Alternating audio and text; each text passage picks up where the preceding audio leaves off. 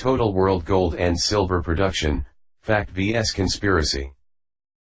Unfortunately for precious metals investors, there continues to be a great deal of misinformation about how much gold there is in the world.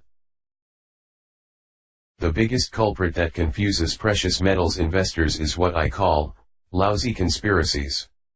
Those who promote these unsound conspiracies aren't able to differentiate between facts and fiction.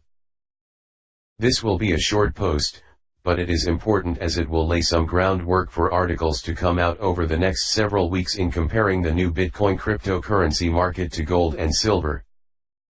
While conspiracies do indeed take place, they are based upon sound reasoning and evidence that either proves a conspiracy has occurred, or proves the official story is bogus.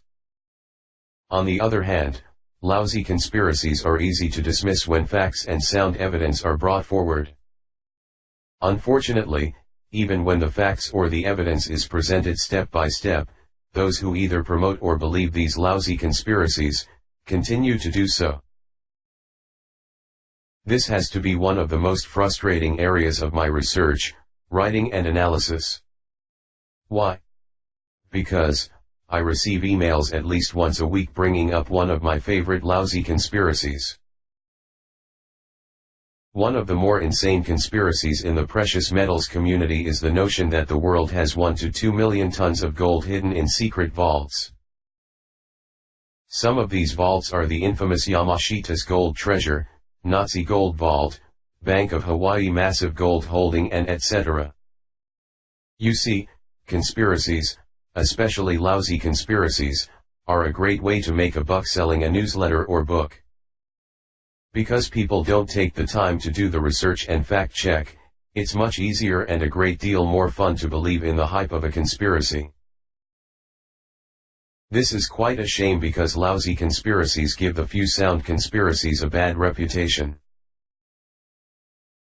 Even though I wrote about this back in April, Conspiracy vs Fact, how much gold is in the world, it seems necessary to discuss this once again as an introduction to why gold and silver will still be better quality stores of wealth versus cryptocurrencies over the medium to longer term.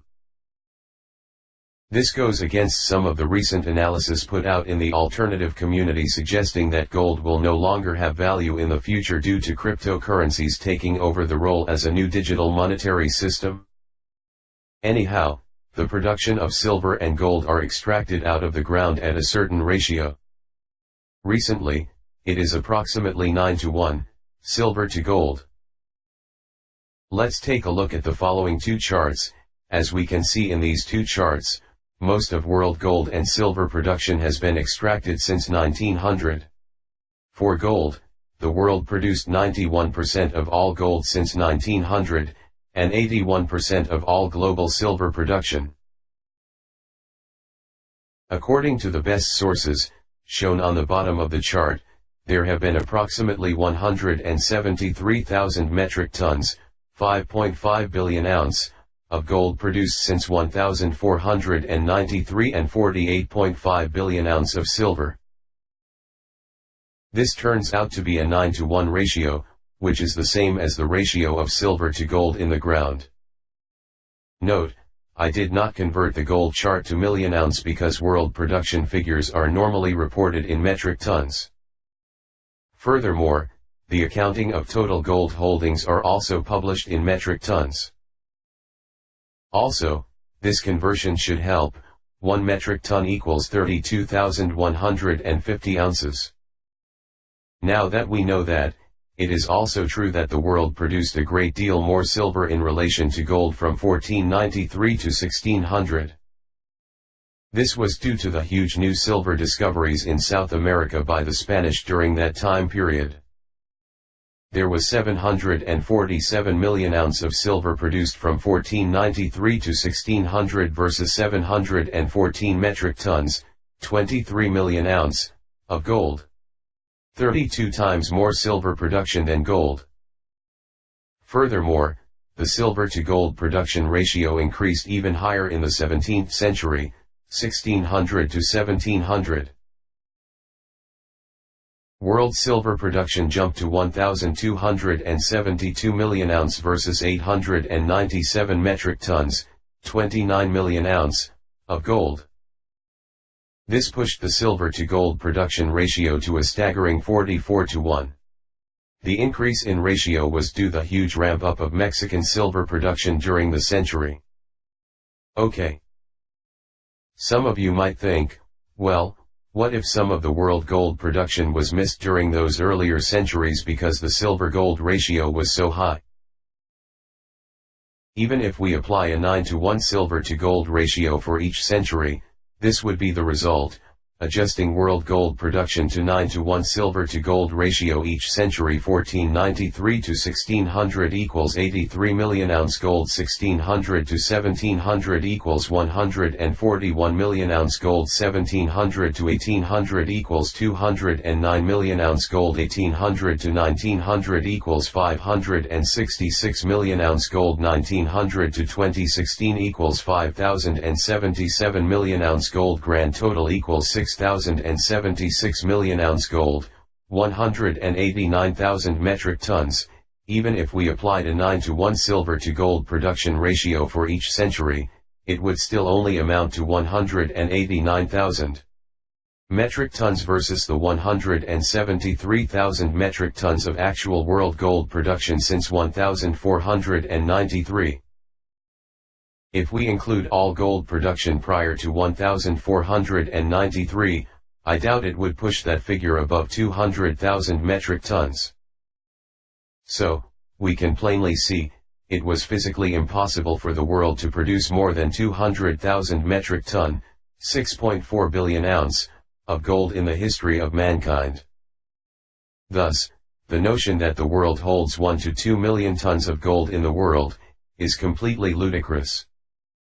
For the life of me, I am completely puzzled as to why people can't comprehend the obvious when it comes to the true amount of gold in the world.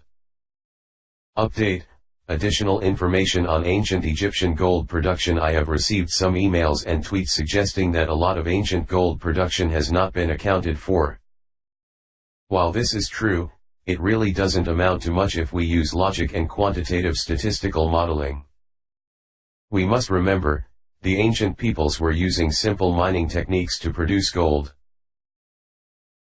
While ancient Egyptians did produce a lot of gold, estimates show that it really didn't amount to much compared to modern times. Here is an excerpt from a study on ancient Egyptian gold mining. Archaeological and historical sources suggest that Egyptian metal workers as early as 4000 BC had developed remarkably sophisticated goldsmithing skills. In the millennia prior to the beginning of the Christian era, Egypt was in all likelihood both the largest consumer and producer of gold in the Eastern Hemisphere. During this period, estimates show that Egypt consumed 4/5 of the gold production of the ancient world. By 1500 BC, Egypt's production of gold reached an estimated 1.4 million pounds.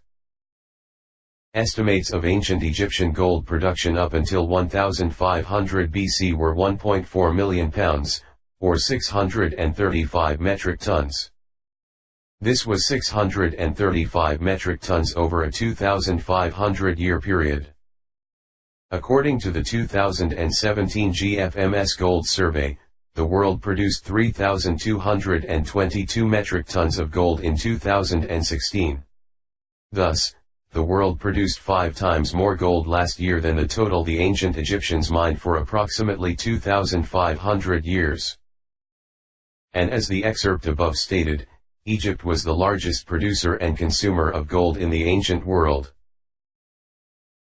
If we consider gold production from other ancient time periods, such as the Roman Empire, ancient Indian empires and Asia, we still don't come up with the sort of gold that was produced since 1900. Again, I doubt the world has produced more than 200,000 metric tons in the history of mankind. Hell, I would even go as far as say 225,000 metric tons.